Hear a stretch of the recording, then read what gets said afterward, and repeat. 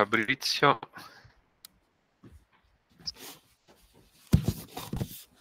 Ci sente Fabrizio? No, buongiorno. Sì, buongiorno. Okay, so good morning to everybody.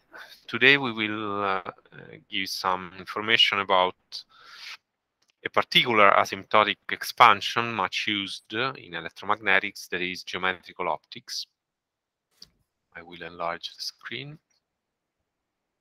And to provide some motivation for this geometrical optics theory, I will start in a somewhat unusual way by introducing some concepts about... Senti Paolo, scusa. Sì, ti sento. Che succede? E ora non ti sento più, non so se stai parlando. Okay, I'll go on. I will describe you some information about the behavior of electromagnetic fields in the neighborhood of surfaces of discontinuity. This is a classical subject. Usually this is addressed in the basic courses on electromagnetics, electrostatics, magnetostatics, when the behavior of the fields at the interfaces between different media are considered. And one finds with the standard reasoning that some components of the field remain continuous, whereas some other components are discontinuous. They have jumps at the interface between different media. Now, we will see today that similar behavior may occur also in a homogeneous medium. For example, in a vacuum, or more generally, we will consider a non-conductive, homogeneous, isotropic, and non-dispersive medium, that is, a medium characterized by two real scalar parameter, epsilon, the permittivity, and mu, the permeability, magnetic permeability.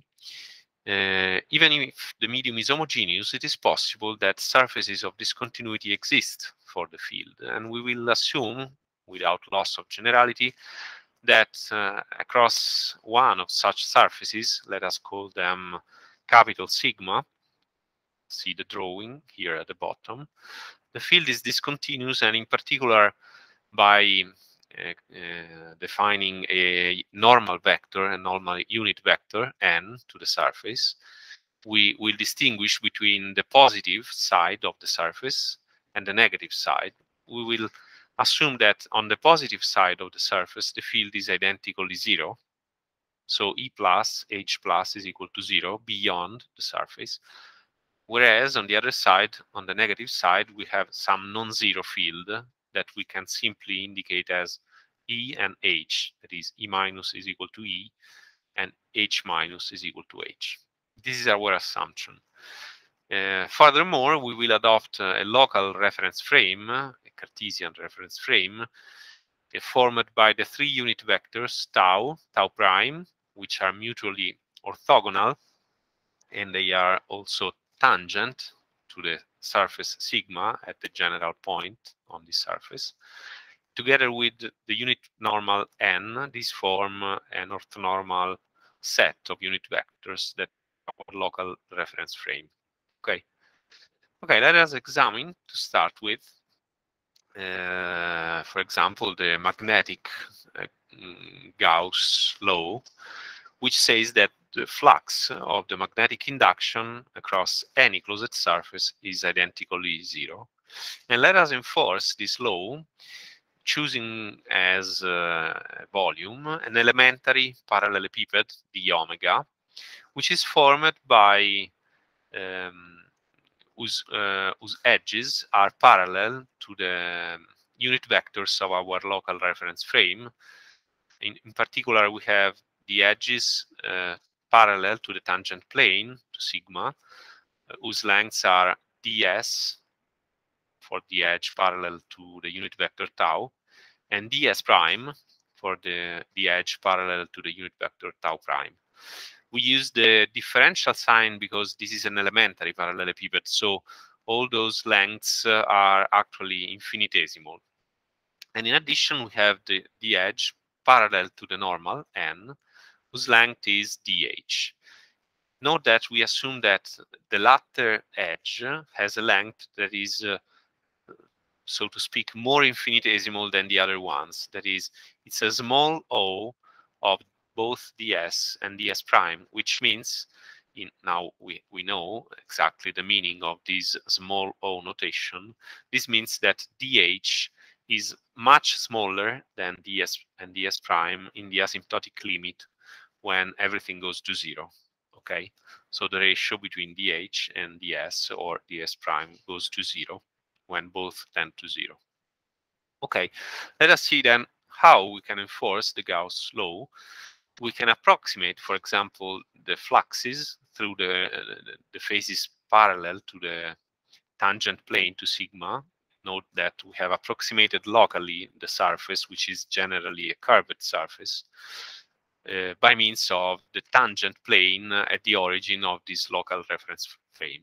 So if you consider the two faces parallel to this tangent plane, whose edges have length ds and ds prime, we can approximate the value, the contribution of those faces to the flux, simply considering that they are infinitesimally small, simply as the value of the integrand at the center of those phases. For example, for the upper phase, we have n dot b plus, which is the value of the magnetic induction at the center of the upper phase, times the area of the phase itself, which is nothing but the product of the lengths of its edges. So that's the lower phase, where, however, note that the outward normal ni is not equal to n, but is equal to minus n, because it points downwards. So now we have a minus sign, n dot b minus, again times the area of the phase, which is the same as the upper phase, so ds and ds prime. Now, the contribution of all the other phases, the four lateral phases, can be neglected, because by assumption, the length dh is a higher order infinitesimal quantity with respect to ds and ds prime. So the areas of those phases is negligible with respect to the areas of the two phases parallel to sigma.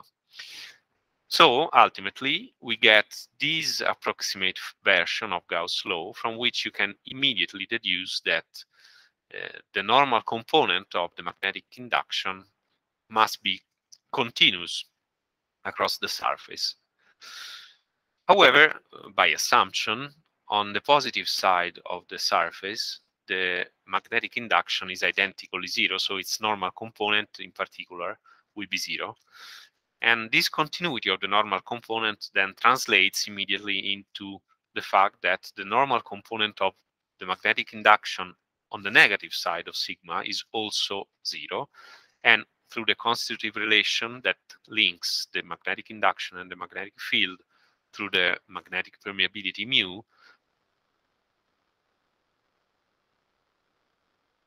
be 0 on the negative side of the surface. So what we have discovered, thanks to the magnetic Gauss law, is that the magnetic field H is purely tangential on sigma, on the negative side of sigma, to be precise. Now, if you do exactly the same reasoning by using the dual of the magnetic Gauss law, which is the standard electric Gauss law, you will discover, with a similar reasoning, that also the electric field E must be purely tangential to sigma. So now we know something that was not immediate at the beginning, that is, on the negative side of a surface of discontinuity beyond which the field is identically 0, the magnetic and electric fields are both purely tangential. Okay, let us keep in mind this information, and let us now consider the remaining Maxwell equations, those that contain the line integrals. In particular, we can consider, for instance, the Faraday-Neumann-Lenz law, which links the line integral of the electric field around the closed contour to the time derivative with the sign changed of the flux of the magnetic induction through any surface whose boundary is the curve along which we calculate the left-hand side line integral. In this case, in particular, we will consider as a surface an elementary circuit ds that is contained in the plane defined by the unit vectors tau prime and n, as you can see here in the figure, whose edges of the boundary are dh parallel to n and ds prime. And again, we will assume that dh is much smaller than ds prime, so a higher order infinitesimal. This elementary area has is this ds, d capital S. Okay. So now, if you evaluate the left-hand side, again, we can neglect the contribution of the vertical edges because they have a negligible length with respect to the horizontal ones. And the upper horizontal edge, which is directed opposite to tau prime, give you a contribution that will be equal to minus tau prime dot E plus, which is the value of the electric field on the positive side of the surface, times the length of the edge, so ds prime.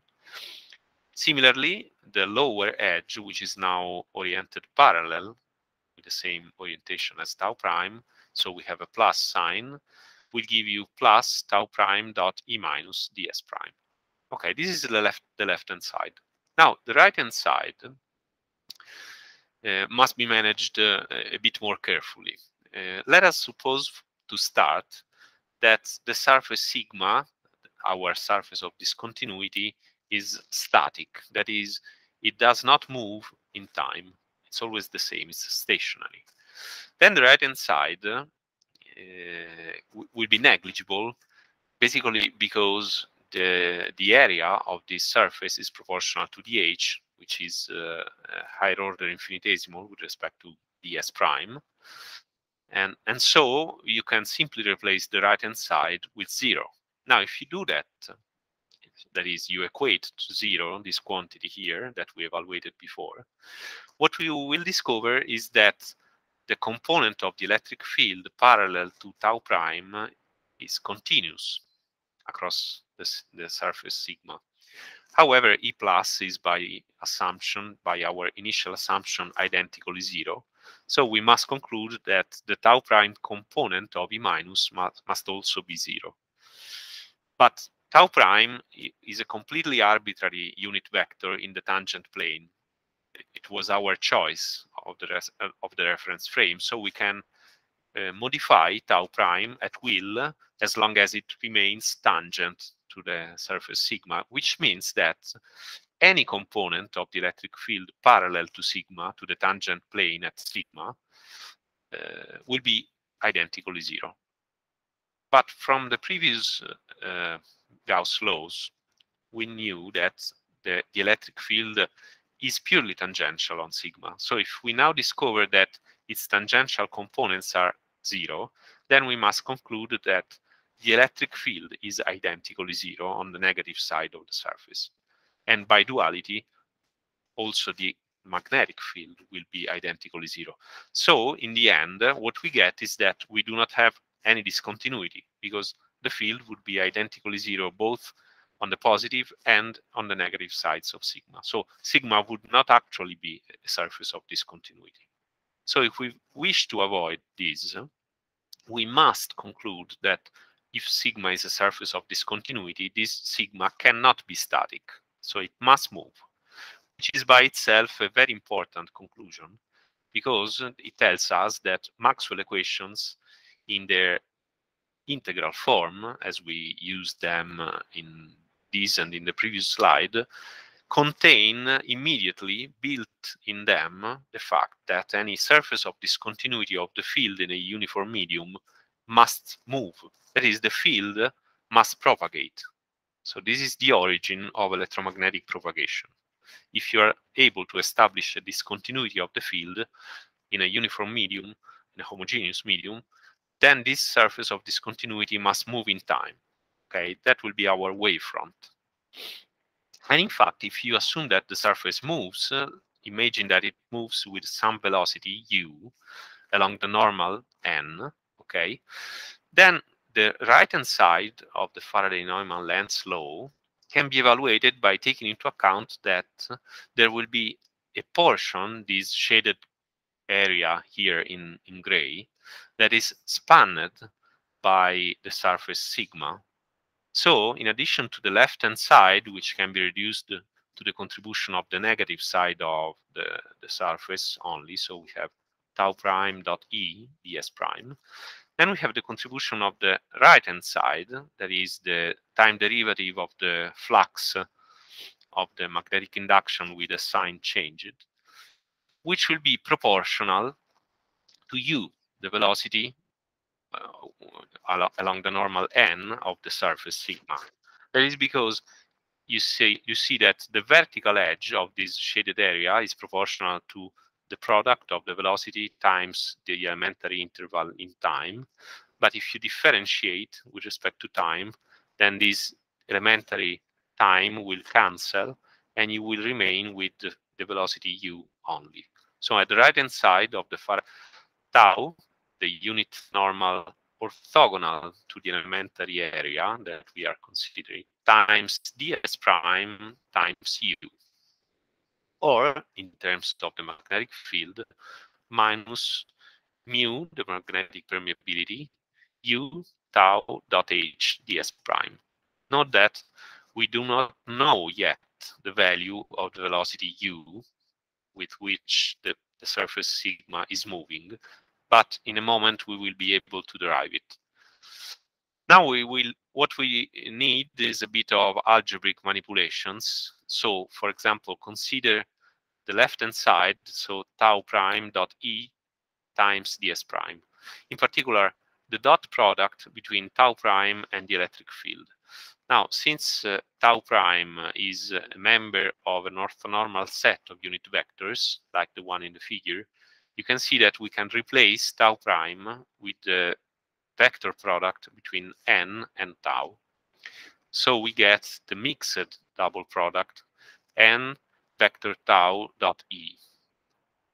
Now the vector product is antisymmetric, so we can switch tau and n by introducing a minus sign. And finally, as you surely know, it is possible to n vector product to obtain minus tau dot n vector E. Why these manipulations? Because we wish to make the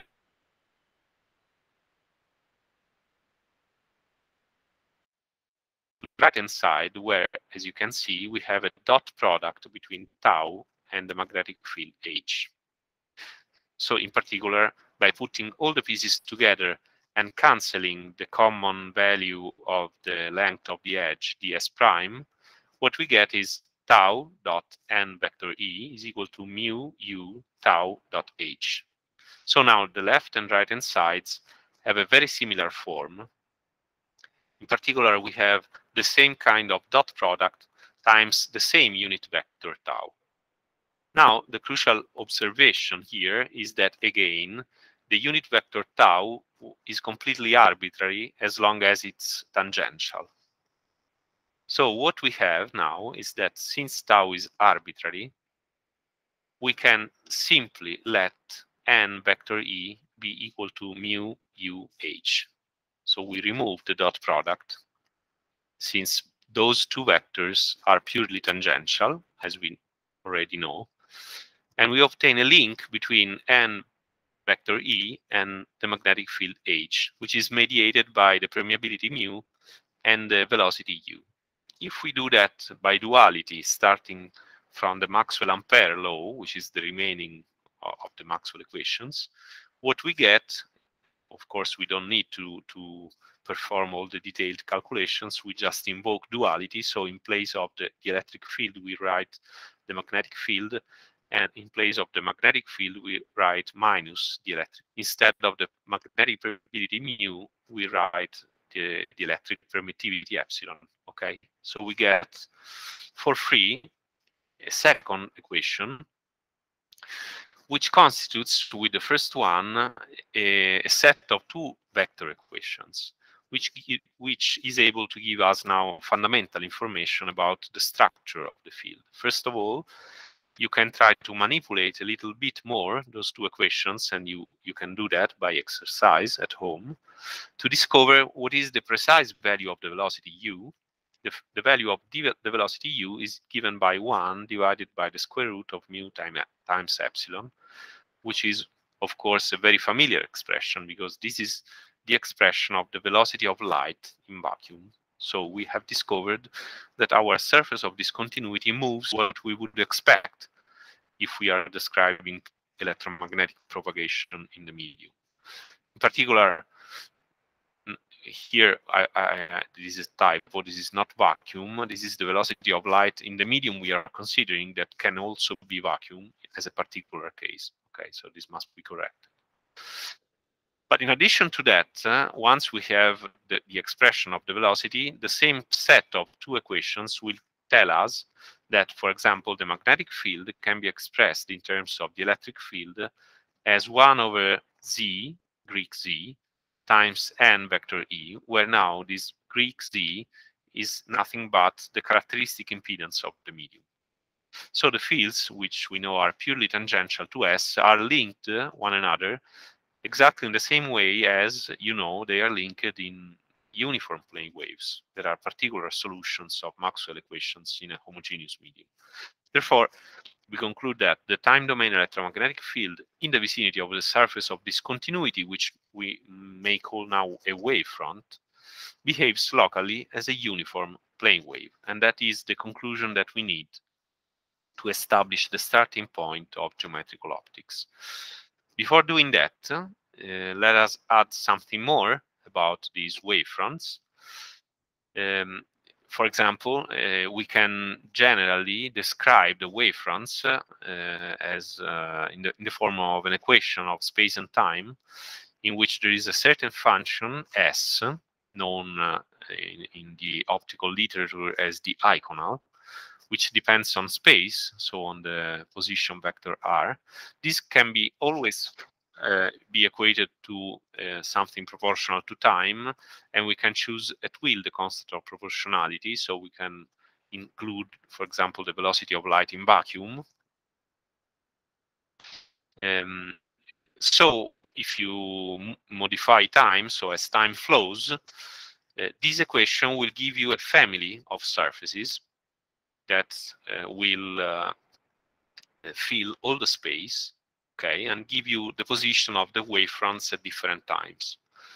You can also consider the lines that are orthogonal to the wavefronts at any point, and those lines, by definition, are the rays, the optical rays, okay? And it's easy now to derive a differential equation for those surfaces, that is the wavefronts. You need just to differentiate the equation of the wavefronts, so the differential of the Iconal S is equated to c times the differential of time. However, if you imagine to move orthogonal to the wavefronts, so the elementary space differential dr is parallel to the gradient of the function S, then the differential of the Iconal function which can be written in general as the dot product between the gradient and the elementary space differential dr, can be written as the product of the absolute values of those two vectors, since they are parallel. But now the absolute value of dr is equal to u times dt, where u is again the velocity along the direction normal to the wavefronts. So if we now compare the two expressions for the differential of the Iconal, we conclude that the absolute value of the gradient of the Iconal must be equal to the ratio between the velocity of light in vacuum, c, and the velocity of light in the medium. And by definition, having assumed that the medium is lossless, this is the refractive index of the medium that we will indicate with the letter n, where n, generally a function of position, is the square root of mu r and epsilon r. Okay, so whereas we have considered so far a homogeneous medium, the treatment of geometrical optics is capable of covering non-homogeneous media. So we will now consider from now on generally space-varying refractive indices. If you square this result, you get the standard Iconal equation that tells us that the squared absolute value of the gradient of the Iconal, that's equal to the squared refractive index of the medium. This Iconal equation, by the way, is important for many reasons. One first observation that we can do about the Iconal equation is that this is the characteristic equation of the wave equation. What we mean? Well, observe that the Iconal equation is a first order partial differential equation. That is because we only have a gradient here. However, since we have a squared absolute value, this is a nonlinear first order partial differential equation. If you define the instantaneous Iconal phi, capital phi is a function of both space and time, as the difference between the Iconal, that depends only on space, and CT, then from the Iconal equation you will see immediately that you get this kind of equation, that is the squared absolute value of the gradient of the instantaneous Iconal phi minus n squared divided by c squared times the square of the first derivative of phi with respect to time. This is equal to 0. Now, this equation reminds us of the form of the wave equation, the scalar wave equation.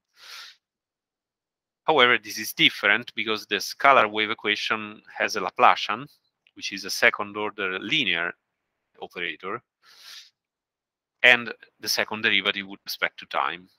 However, when you replace in a linear partial differential equation the second derivatives with the squares of the first derivatives in mathematics, what you get is by definition the so-called characteristic equation. So if you start with the wave equation, the scalar wave equation, and if you do this replacement, so in place of every second derivative, you place the square of the corresponding first derivative, what you get is exactly the equation above, which is the equation for the instantaneous Iconal. And now it is known in mathematics that the solution of the characteristic equation associated to any given partial differential equation remains constant on the surfaces of discontinuity of the original partial differential equation. So what we have is that the discontinuous solution of the wave equation have surfaces, equisurfaces, or wavefronts that are described in terms of the solutions of the corresponding characteristic equation. Okay. And finally, we have our starting point for the geometrical optics. Since time discontinuities generally correspond to high frequency components in a signal, because if you have a signal with very steep changes in time, this means that the signal will have a spectrum, a frequency spectrum with components up to very high frequencies. In particular, step discontinuities will imply a very high frequency contents. Now, since the previous discussion has shown that surfaces of discontinuities are described locally by fields that resemble uniform plane waves, then we will give this Ansatz, which is a German word, which means the starting assumption of a theory. Well, the Ansatz for geometrical optics is that the field is locally like a uniform plane wave. That is, it has this structure. Here, this is written for the electric field. The electric field is locally the product of a vector function of position E0 of R times an exponential which resembles the propagation exponential of a uniform plane wave in that its exponent is purely imaginary and it is linearly dependent on frequency through the wave number K0.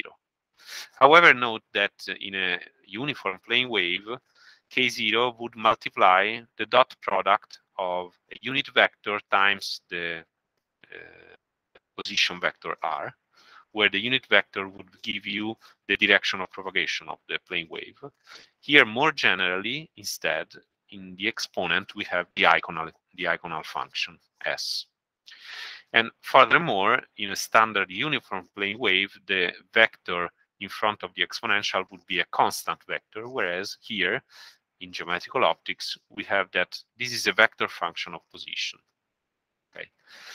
So it's clear that if you change your observation point, the plane wave representation will change accordingly. However, we postulate that both E0 and the Iconal S are slowly varying functions. That is, their characteristic length of variation must be large with respect to the wavelength inside the medium. And both of them are furthermore independent of frequency, as it occurs in standard uniform plane waves.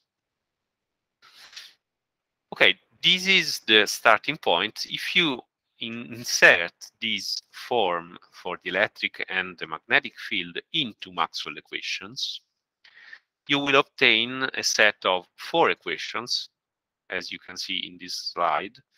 The left equations derive from the curl equations of Maxwell, whereas on the right you have what you can obtain from the divergence equations. Okay. Here we are, of course, working in a time harmonic regime.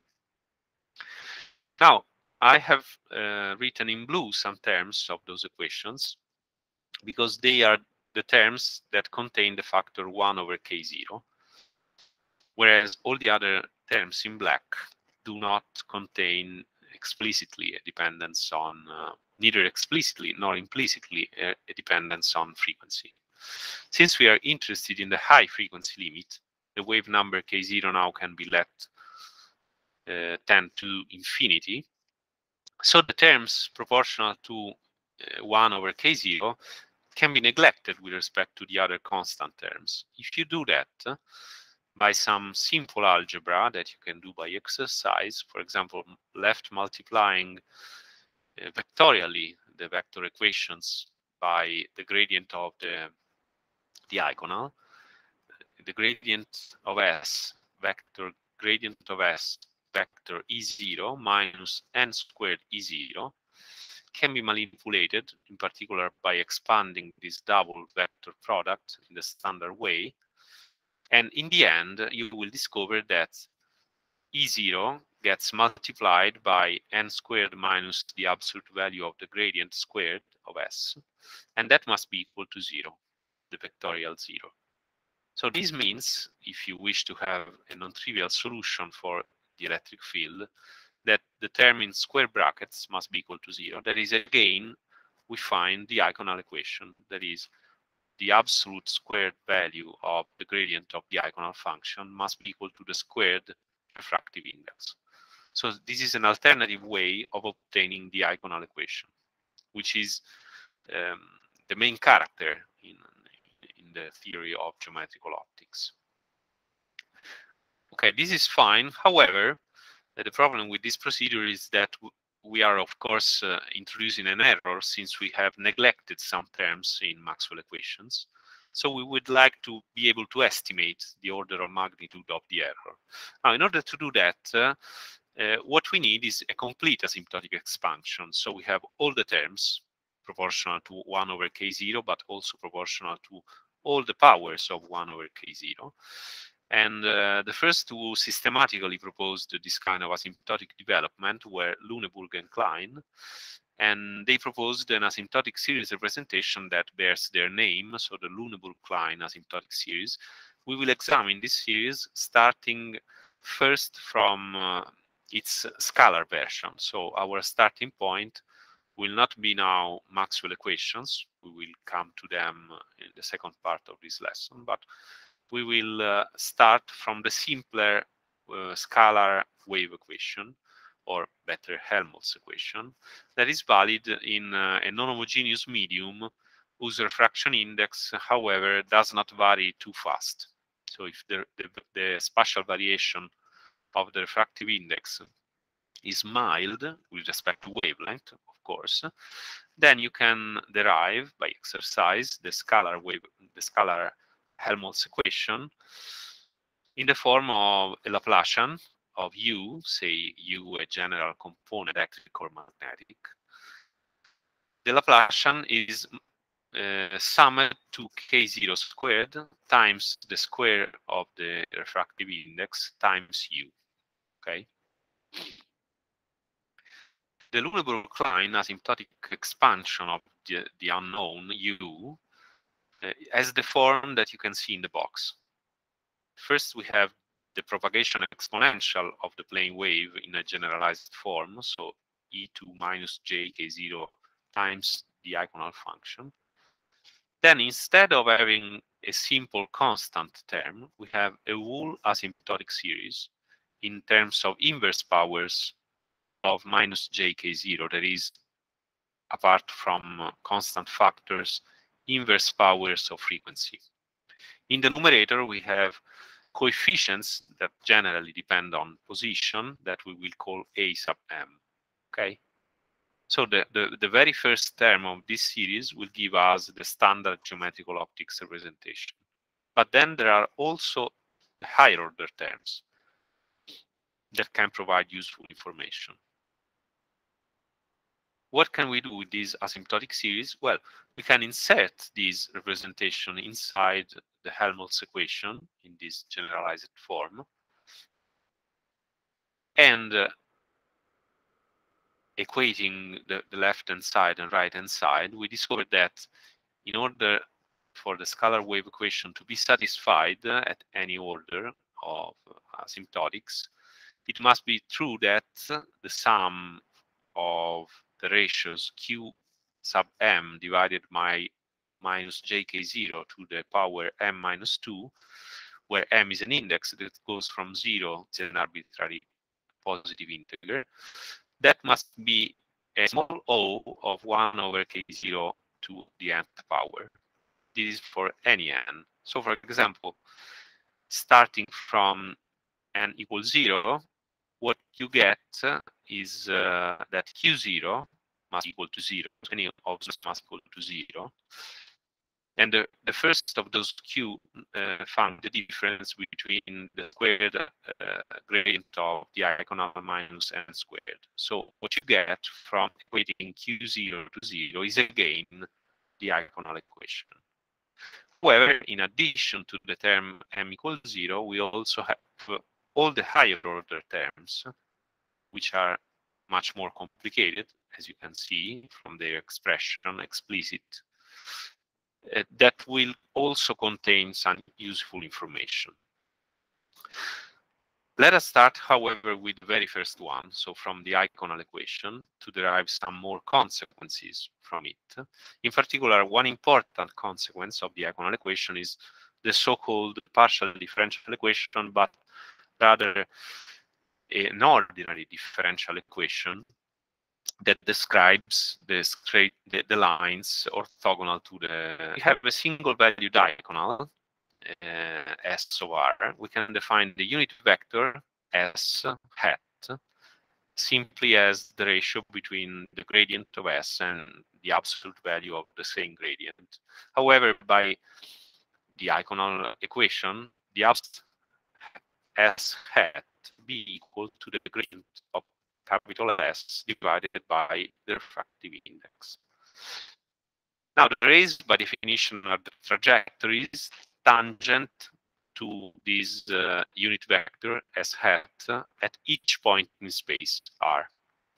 Note I have assumed a single value diagonal just to have a single ray congruence and also be not single valued, so it can be multiple valued. This means that at any point in space, we will not have a single ray, but rather more rays, as it can happen when there are refracting or reflecting surfaces.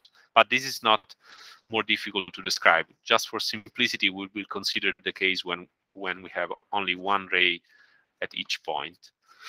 Now, if we establish a curvilinear abscissa S along the ray, we can evaluate this product n times the derivative of R with respect to the curvilinear abscissa, and that will be equal to n times the unit vector S hat, which is of course nothing but the gradient of S.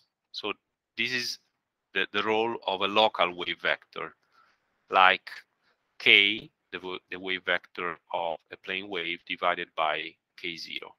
Okay.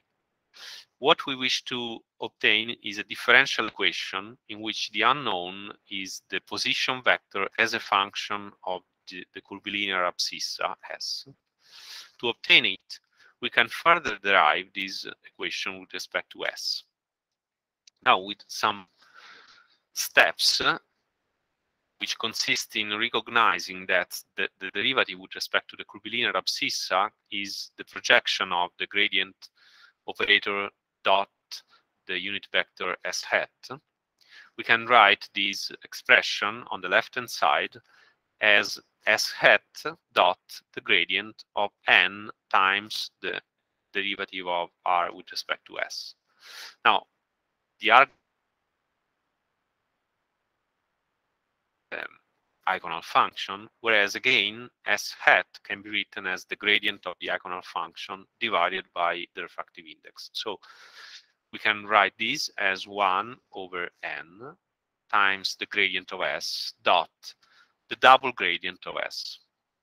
The latter quantity, the double gradient of S, can be written as the gradient of the dot product of the gradient of S with itself.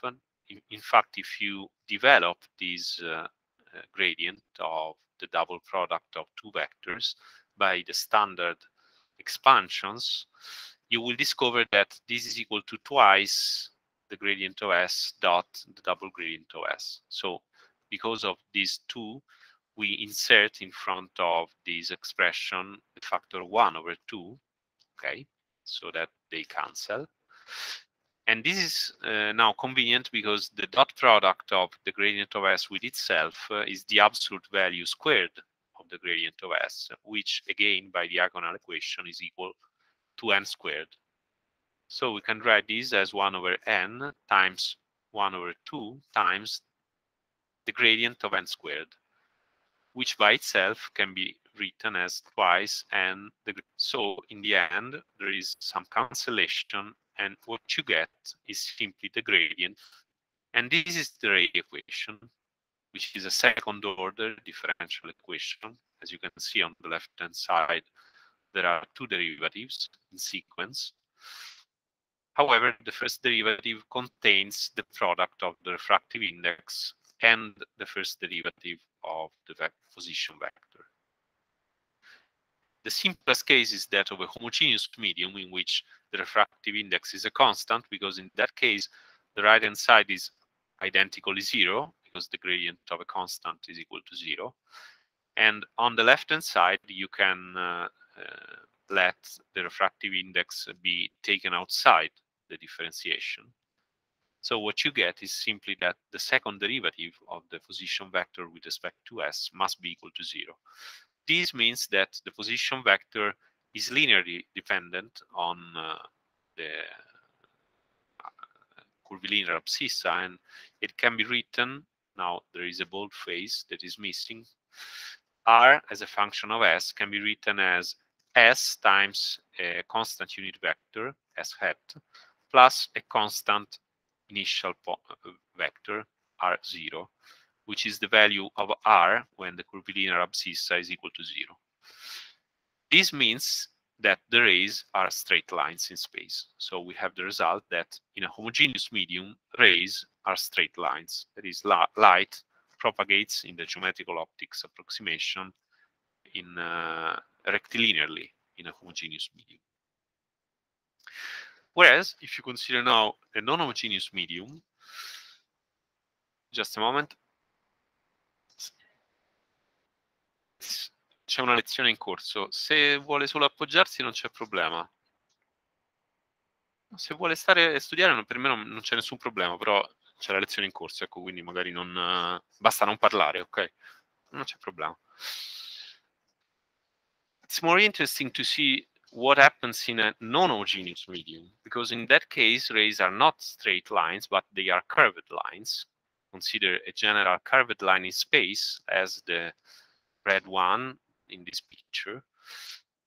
Then we have from standard differential geometry that the derivatives of the unit vector s hat of the normal n and of the b-normal picture on the right, and in particular, as you can see, s hat is tangent, is the unit vector tangent to the ray, whereas here we can define the osculating plane as the plane that contains S and as it is in a sense closest to the line, okay?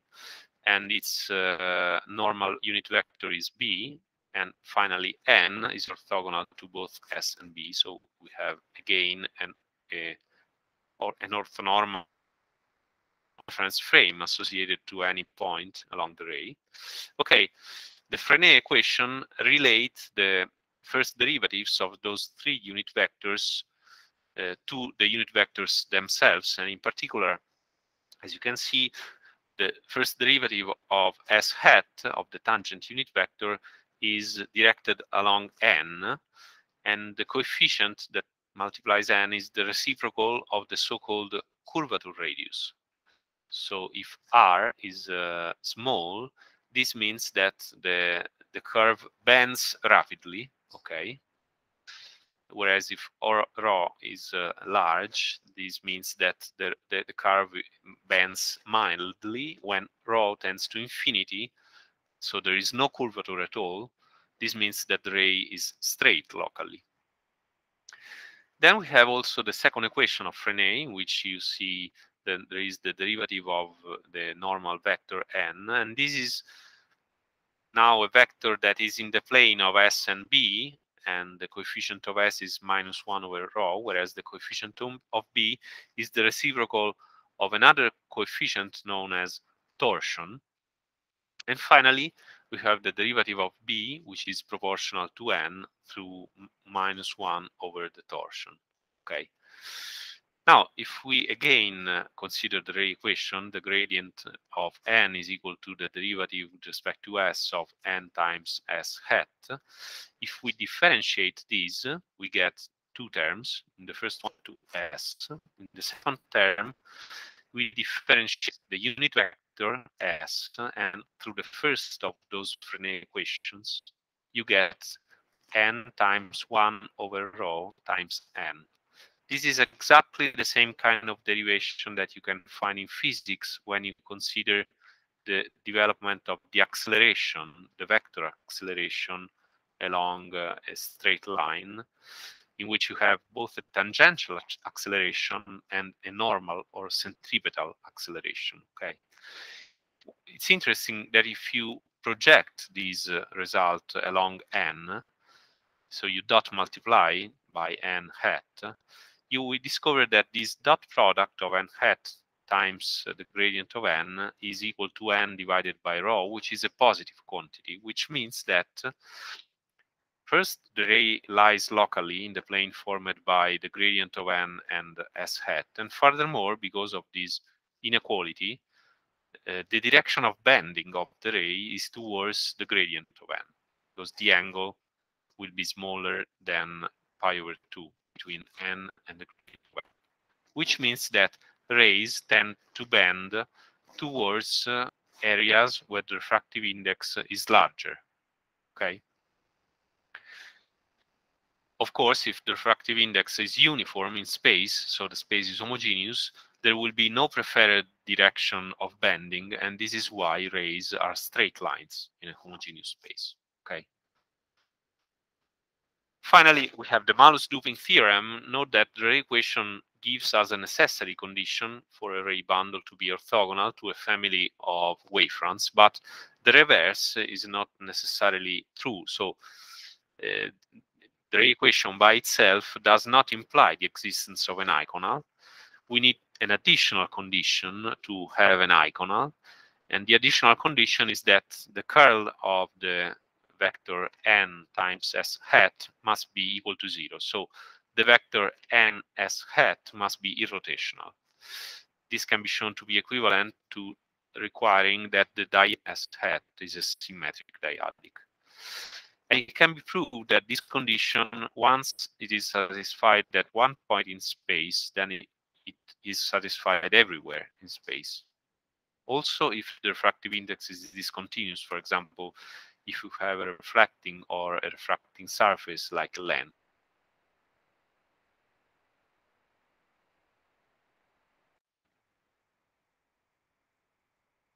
Okay, I think this is a good time for making a break. So I think we can stop and start over in 15 minutes. So at 10, at 11 and 5, 6 minutes or so. Okay. See you later then.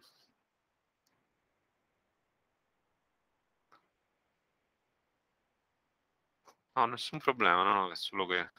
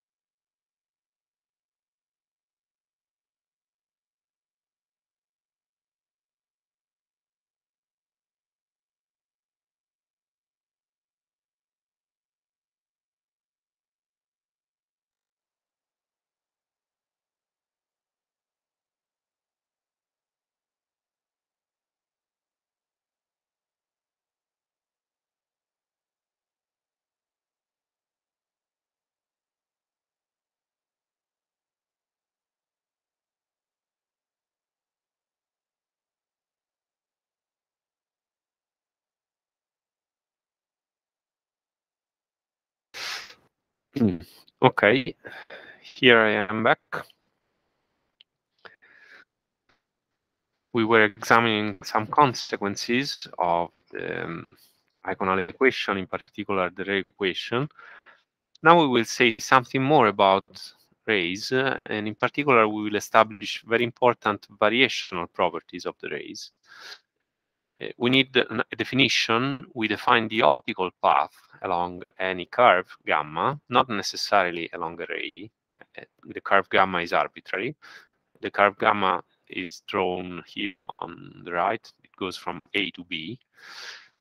The optical path is by definition the integral along gamma of the refractive index times when you integrate the refractive index with respect to the curvilinear abscissa, or in terms of any parametric representation of the curve, say with respect to a parameter t, this is the integral from TA and tbx times the absolute value of r prime. The function of t is the position vector depending on the parameter t. So r prime is the first derivative with respect to time times the differential with respect to t, which is time, for example. Note that the elementary length ds is equal to the absolute value of r prime times the elementary increment of time dt. Now, this optical path, as defined above, is an example of a functional that is a kind of generalized function that takes a curve gamma and gives you a number of the general kind, as you can see in the box here below, where now I, the functional, is an integral that goes from a to b with respect to x of some function capital F that depends on both x and y prime, where x has the role of the parameter t, y is a function of x and has the role of the position. And the integration limits are, of course, the generalization of TA and TB. Now, we wish to look under which conditions this kind of functional is extremal, that is, it is stationary with respect to some variation of the path. So let us vary the path. Instead of considering the function y as a function f of x, let us add to this f of x some multiple of this g of x, where g of x is an arbitrary function that is equal to 0 at the endpoints of integration, so that we at those endpoints an arbitrary parameter. So now this integral I becomes a function of alpha through this replacement. In place of y, we let f plus alpha g. Okay. Since we are looking for stationary points, we know that for ordinary functions of a real variable, the stationary points are obtained by equating to 0 the first derivative of the function. So in this case, we will differentiate the integral with respect to alpha, and we will do that by differentiating under the integral sign. And considering that f depends on 3 arguments, what we need to do is to differentiate with respect to all those arguments. But now the first argument, x, does not depend on alpha, so we can neglect this. Whereas y depends on alpha, so multiply the gradient of capital F with the dot product times the derivative of y with respect to alpha, which is equal to the function g. Then we need to add to this the contribution of the third argument. So we have the gradient with respect to y prime of f dot g prime, which is the derivative of y prime with respect to alpha. Now we integrate by parts the second addend. So we transfer the derivative from g to the gradient with respect to y prime. And if we do that, we can collect all the terms that are dot multiplied by g in these square brackets. And the result, if we wish to have a stationary point, is that this integral must be equal to 0. Now, since g was an arbitrary function, it is possible that this is equal to 0 for an arbitrary function g only if the quantity in brackets is equal to 0. And this gives us a system of orderly differential equations that provide stationary points that are known as the Euler-Lagrange system of differential equations. Okay, this is, by the way, for example, the foundations of Lagrangian mechanics. So that's a variational formulation equivalent to Newtonian mechanics. We will apply this general formulation to our specific case where f is the optical path. So in particular, where f, which now depends on t, r, and r prime, is the product of the refractive index and the absolute value of r prime. So the gradient of this specific f with respect to r is just r prime in absolute value times the gradient with respect to r of the refractive index. Whereas the gradient with respect to r prime is the product of the refractive index times 1 over the absolute value of r prime times r prime. So if we use those two results into the Euler-Lagrange equations, what you get is that the gradient with respect to r of f minus the time derivative of the gradient of f with respect to r prime, that must be equal to 0. That's the content of Euler-Lagrange equations. And then this means that the quantity that you can see here in this equation must be equal to 0. But now ds, the elementary length along gamma, is equal to the product of r prime in absolute value times dt. So if you recognize that, you will discover that what you have obtained is exactly the ray equation.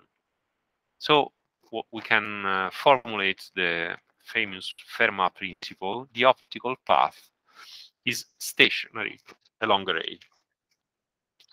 And this is the foundation, for example, for the use of the conical sections in applications, in optical applications, because as you may recall, conical sections have a set of useful metric properties. For example, a parabolic mirror is defined by a parabola, which by itself is the locus of points whose sum of distances from a focus and an arbitrary line, the directrix, is constant. Now, this constancy or stationarity of this sum of distances by Fermat principle translates into the fact that if you now have an optical source at the focus of a parabola, then all the rays emitted by this optical source will be reflected back by this parabolic mirror into straight lines that are all parallel, okay, to the orthogonal line with respect to the directrix. So this is why a parabolic dish is able to focus incoming radiation, or conversely, to produce a directive radiation by using a feed placed at its focal point. Of course, you can also displace the feed, and then you would have an off-axis parabolic reflector. Or you can also use a portion of the parabolic reflector, okay, if you don't want to use the entire area of the reflector itself. But you can do even more. You can combine conical sections to have multiple reflecting systems. For example, if you combine an ellipse and an hyperbola, and I recall you that the ellipse is the locus of points whose sum of distances from two fixed points, the foci, is constant, whereas the hyperbola is the locus of points whose differences of distances between the foci is a constant. And in this case, you would obtain some radiating systems based on double reflectors. For example, if you combine a parabolic reflector with a hyperbolic subreflector, this small thing here, and you feed the system by placing some source at one of the foci of the hyperbolic subreflector, what you get is what is called a Cassegrain configuration. That is an example of a very high directivity antenna system. Or you can use, instead of a hyperbolic subreflector, a concave secondary reflector with an elliptical shape. And in that case, you would have the Gregorian double reflector antenna system. Okay, just to give you some application of these variational properties of the rays. Now, what we have examined so far concerned the Iconal. We have not said anything so far about the quantity A sub 0, which is the amplitude of the geometrical optics solution. Now, this amplitude is governed by the equation Q1 equal to 0, which is known as the field transport equation for A0. There are also higher order field transport equations, but we will not consider them. We will limit ourselves to examining the consequences of the first order field transport equation, which governs A0. Now, this equation, which is repeated here at the bottom left, can be multiplied by A0. And this allows us, by also writing the Laplacian as the dot product, or better, the divergence of the gradient of the Iconal. This allows us to recognize that this is the expansion of the divergence of the product between A0 can be written as the product of the refractive index and the unit vector as hat.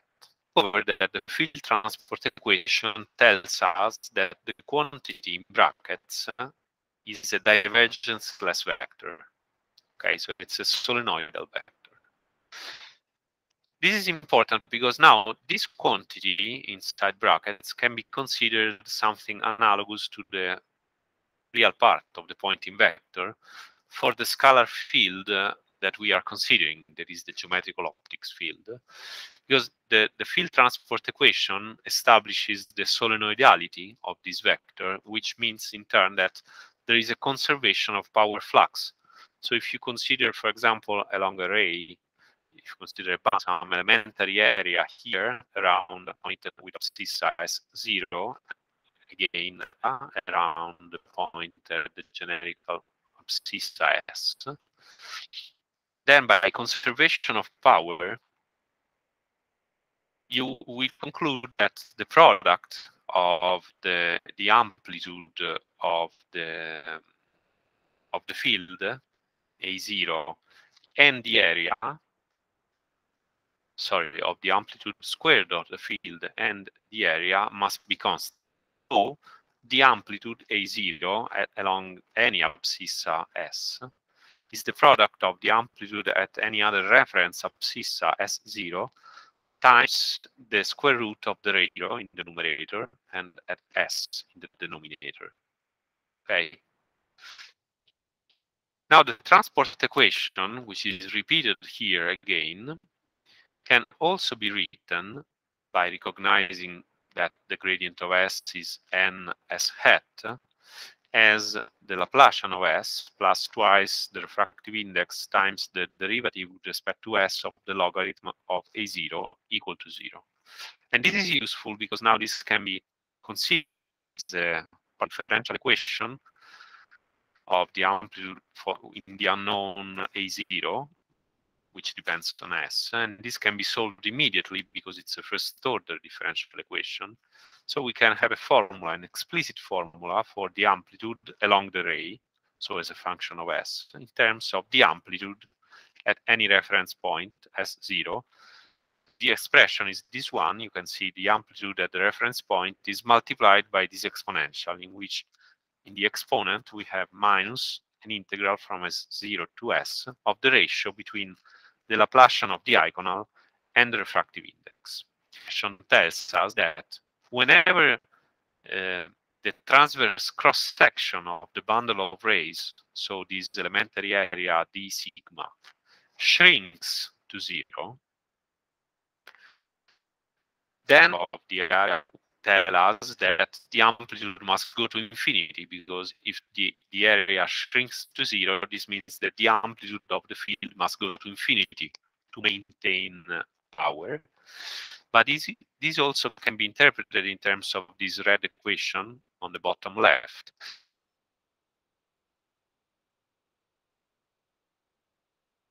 So the exponential must tend to in turn means that the Laplace is infinity. So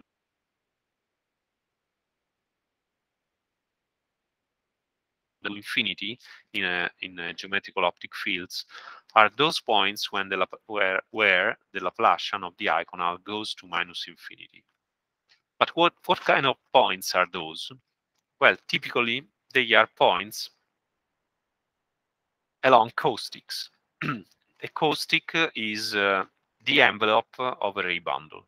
So it's a surface at any of its point the rays are tangent.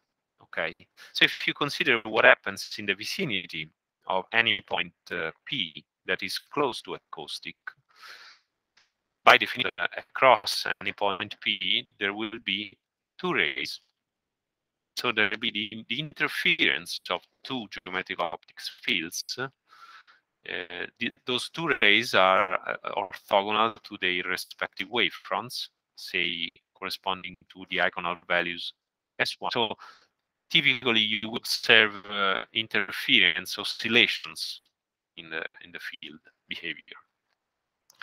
But we can be even more specific. If we zoom the elementary curvilinear triangle that is formed by the caustic line, which is here in red, a portion of the ray R2 and a portion of the relevant wavefront. Now consider the Laplacian of the Iconal as the divergence of the gradient of the Iconal. Okay. Now the gradient of the Iconal is n times the unit vector s hat, and now this unit vector s hat both to the caustic and to the ray R2, whereas it is orthogonal to the line where the Iconal is equal to S2. Okay. So if you recall that the divergence of any vector can be defined in terms of the ratio between the flux of the vector through an area and the area itself, and you evaluate in particular this divergence by using this elementary curvilinear triangle, then you will discover that the flux of ns hat through the comes only from the curvilinear edge along the wavefront S2, because along the other edges the normal is orthogonal to S hat. So this means that the contribution will be proportional to the length, the elementary length, capital delta, of this yellow edge of the triangle will be proportional to the product of the length edge delta and the ray. Let us call it small delta. So in the end, the capital delta gets cancelled, and what we discover is that the Laplacian of the Iconal is proportional, is of the order, of the asymptotic order of the reciprocal of delta. Now, if you approach the caustic, so the observation point P approaches the caustic along the ray, this means that delta tends to 0, and in turn, this implies that the Laplacian of the Iconal will tend to minus infinity, which is exactly what we need to have an infinite amplitude. So this is why light shines in the close vicinity of caustics, as you can see here at the bottom of a teacup, nephroid shape of a caustic. Okay, well, in addition, you can see there is also a special point, a cusp, where there is a discontinuity in the tangent lines. Now, in the vicinity of the cusp, the behavior of the field is even more complicated, because as you can see from this figure, there are 3 rays that are interfering in a behavior. There is an even more complex.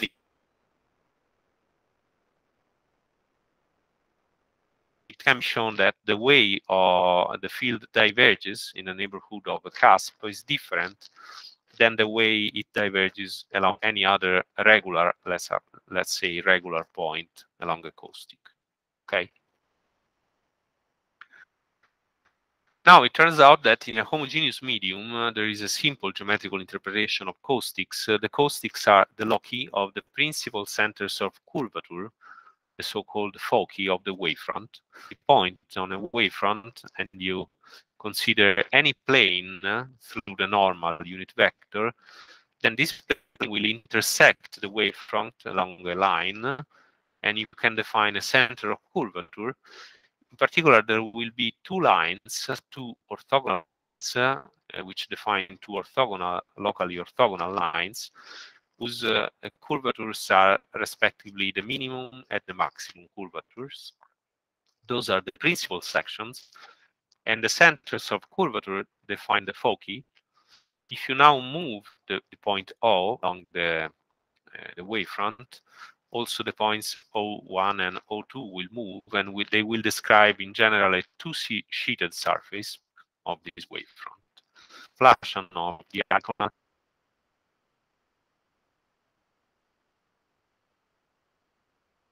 and is the reciprocal of the two radii of curvature. So when you approach the point, one of the numbers, row 1 and row 2, goes to 0, and so the Laplacian tends to infinity. Okay, so we are approaching a caustic. To give you just a simple example, if you consider an azimutally independent solution of the scalar wave equation, in which you have a function u that depends only on the radial coordinate, cylindrical coordinate rho. So we have independence on the azimuthal angle and also on the vertical abscissa z. Then if you try to find a Luneburg-Kline solution of this kind of equation, it is simple to see that in this case, geometry tells us that the Iconal equation implies that the absolute value of the first derivative of the Iconal with respect to rho must be equal to n. Now, if the medium is homogeneous, this means that the rays are straight lines that are directed radially. So the Iconal depends only on rho by symmetry, and therefore rays will be as in this figure, where the arrows have been selected, so the wave is an outgoing wave. Okay, in this case, the caustic is constituted by the z-axis and also by a circle at infinity. Okay, well, once we know the Iconal to calculate the amplitude by the explicit formula for the amplitude that contains the Laplacian of the Iconal. Now, if you perform the calculation of the Laplacian, you will discover that it's the ratio between the refractive index. If you insert these into the red equation for the amplitude, you discover with simple manipulation inversely proportional to the square root of rho, which is exactly the kind of amplitude that we would expect, because we have a cylindrical spreading of the wave. So if there is power conservation, the amplitude must be inversely proportional to the inverse distance, radial distance from the axis, the cylindrical axis. So to the lowest asymptotic order, that is the geometrical optics approximation of the field, what we get is that our scalar wave is given up to a multiplicative constant by an exponential that gives you the radial propagation, e2 minus jn k0 rho, divided by rho 1/2. And this is actually the correct asymptotic behavior of the exact solution of the wave equation in cylindrical coordinates. That would be a Hankel equation of order 0. The order 0 comes from the fact that we are considering azimuthal independence, which can be approximated asymptotically. We will prove this asymptotic formula next week. And this formula, the kind of behavior we found in using geometrical optics. So an exponential, the propagation exponential divided by the square root of the radial d is correct in the asymptotic limit when k0 times rho tends to reach the high frequency regime. Another example, could be that of a spherical wave in which we consider independence on the spherical angles. In this case, the wavefronts will be spheres. The rays will be straight lines that emanate from the origin. Okay, so the caustic now degenerates to a single point that is the center of the spherical wavefronts. And if you do the same kind of calculations, skipping the details, we will discover that the amplitude is proportional to the radial distance, spherical distance of r. And this can be compared with the exact expression for the scalar spherical wave that we know very well is the scalar Green's function for free space. That is the exponential divided by 4 pi r. Okay, that is in this case an exact result.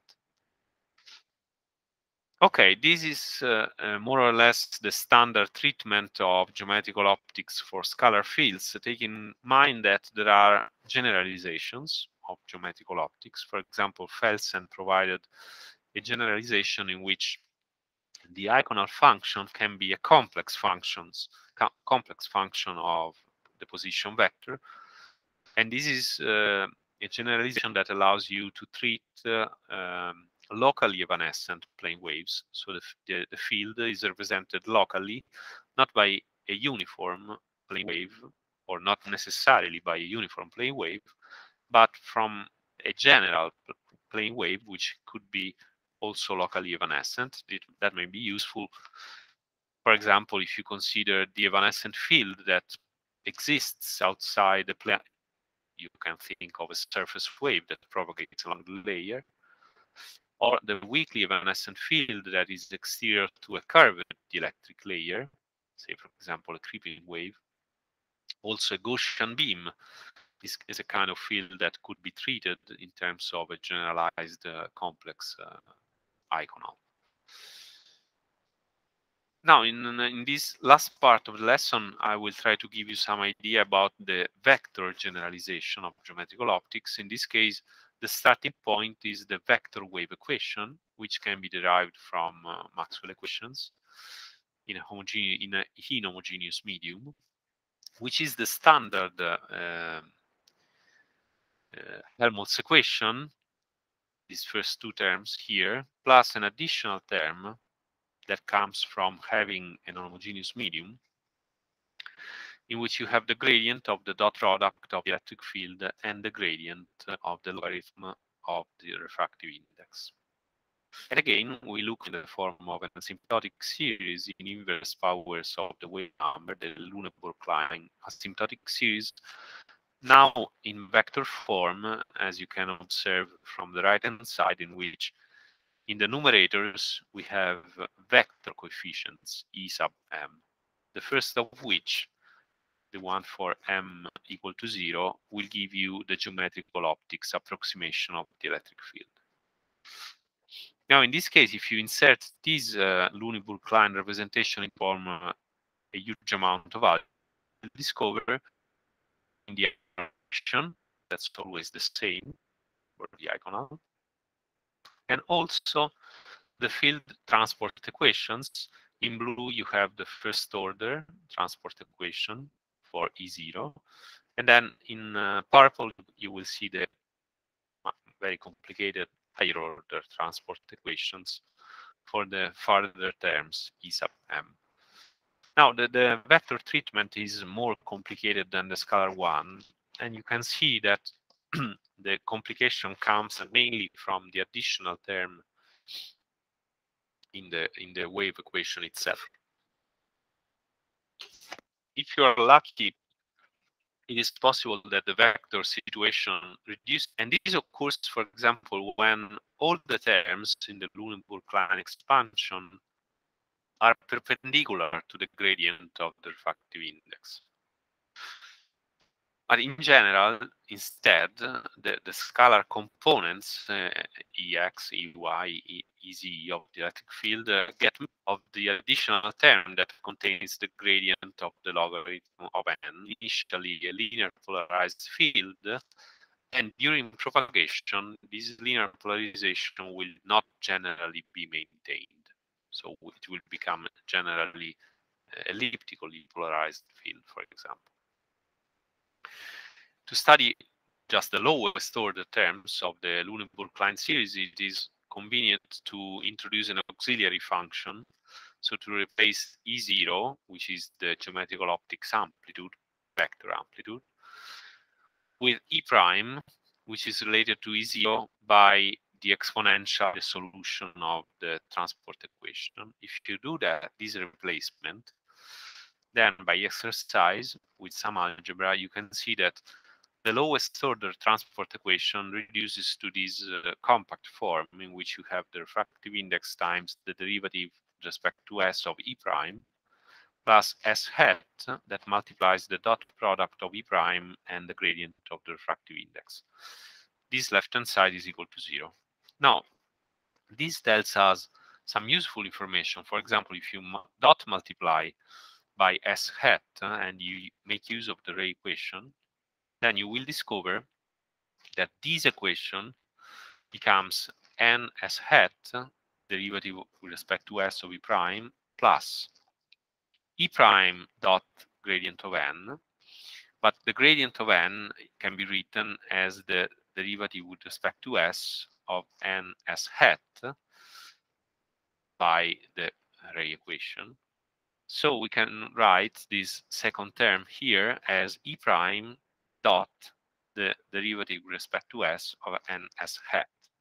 Now you can recognize that the sum of those two terms is the development of the derivative of the dot product of n S hat and E prime. This derivative must be equal to 0. So this means that the term in brackets must be constant along the ray because its derivative is equal to 0, which is a useful information in particular because, for example, in particular, if E prime were perpendicular to S at one point, that is, this dot product in blue were equal to 0 at one point, this means that the constant is equal to 0 everywhere. So this perpendicularity is maintained along the entire ray. Okay. Now, in this particular case, if you multiply the transport equation by E prime, what you get is n E prime dot the derivative of E prime with respect to S plus E prime dot S times the quantity in brackets, but this dot product is equal to 0 because by assumption E prime is orthogonal to the ray. So what you get is that only the first addend survives, which can be written as 1/2 n times the derivative of E prime dot itself. So we have again that the quantity in brackets must be constant. So in this case, we have that E prime dot E prime is constant along the ray. So what we get is that under this assumption, E prime is a constant amplitude vector that is always orthogonal to the ray along all its points. So this is a particularly simple situation, which is not, of course, not the most general one. However, it is an from the vector transport equations. In general, the study of polarization along rays is a complicated matter because in general, as I said at the beginning, polarization changes during propagation in non-homogeneous media. And we can finish with the magnetic field. Once you have the asymptotic Lund field, you can insert it into the first Maxwell equation to obtain directly the same kind of expansion for the magnetic field. So as you can see, the magnetic field is represented by a Luneburg-Kline series in which the coefficients are now H sub m. And those coefficients are directly related to the coefficients of the Luneburg-Kline representation for the electric field by these relations reported here, in which there is as a coefficient the inverse of the characteristic impedance of the medium. In particular, note that for the geometrical optics solution, the relation between H0 and E0 is the one typical of plane waves, as we now can expect. So that, for example, if E0 were orthogonal to S, hat, which means that the electric field is orthogonal to the ray, then as hat E0 and H0 are mutually orthogonal, so the field is locally a TEM wave, at least to the first order, so to the inverse powers of the frequency.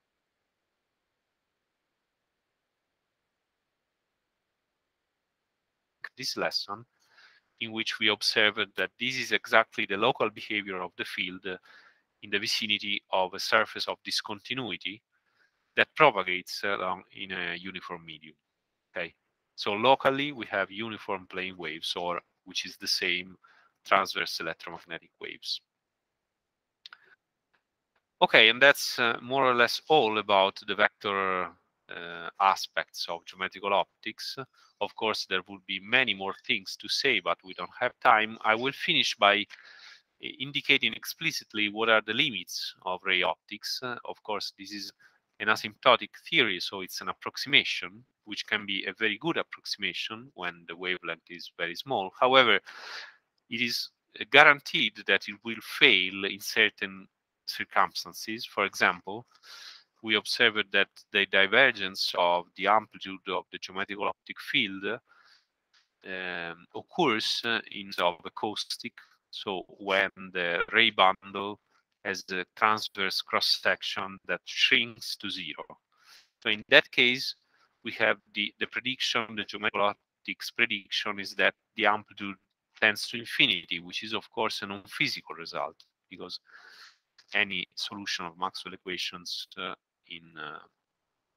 inside a non-finite quantity. So in the region close to acoustics, geometrical optics fails. But also geometrical optics predicts discontinuities. For example, when you move across the shadow boundary, so if you go from a lit portion of space in which you have rays to an unlit one into the shadow, for example, here you have a scattering obstacle in geometrical shadow behind it, which is of course unphysical because in zero field also in the optical shadow, and there will not be a discontinuity between the illuminated portion of space and the shadow portion of space. Okay, but again, this discontinuity in the case of acoustics is at variance with the initial assumption of Slova. We assume that at the beginning of the derivation of ray optics that the field, the amplitude of the field varies slowly with respect to a wavelength scale, which is not the case, neither if it diverges to infinity in the vicinity of the acoustic, nor if it has an abrupt discontinuity when you go from light to shadow.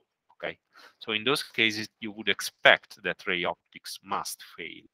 Okay, there are also additional circumstances, for example, the grazing incidence of rays along curved surfaces, in which you have a rapid variation locally of the field, so ray optics must fail.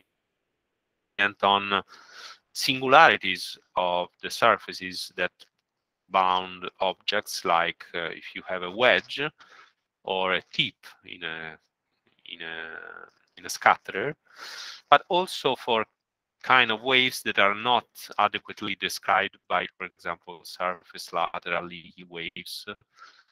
All the study of those phenomena actually is beyond the realm of geometrical optics. This is the domain of the so-called diffraction theories, definition of Sommerfeld, by which differ beyond geometrical optics.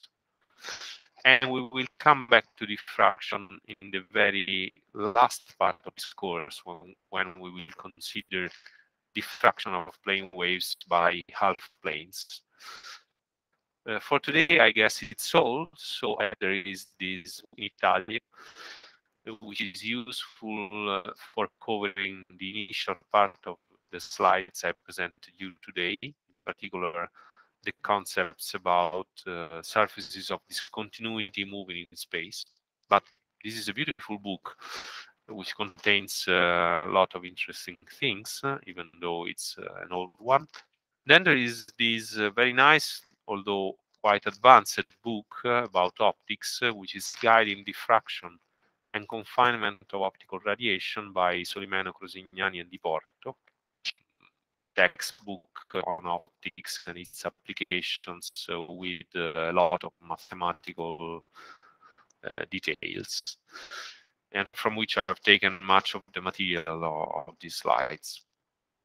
Okay, I think it's all for today, so I thank you again for your attention. Next week, we will address the topic of the asymptotic evaluation of integrals, and I will illustrate you the main techniques for achieving these results. And so see you next week on Tuesday. Bye-bye. Bye-bye. Thank you. Have a nice day. Bye. Bye-bye. Paolo, mi senti? Sì, sì. Bye, Oggi thank you. Tu metti? dei problemi di Pronto, collegamento. Saltava, diciamo... Ah, ecco, mi sentiva male? Ora ho fatto... Mi senti? Sì, cioè diciamo ogni tanto saltava, tipo una frase saltava, poi si riprendeva, insomma un po' a No, deve sprazzi. essere il microfono Non che lo forse so. l'avevo collegato male. Adesso mi senti meglio? Ah. No, ma diciamo che c'erano dei lunghi tratti in cui si sentiva benissimo, poi però ogni tanto... probabilmente è il jack che mi si sta rovinando e io muovendo semplicemente la testa, anche se mi muovo poco, però quel poco bastava a disconnetterlo. Vabbè, vedo di risolvere la cosa, grazie comunque, me l'hai detto. Perché... Ma tu adesso stai nell'aula oggi? Sì. Sì, perché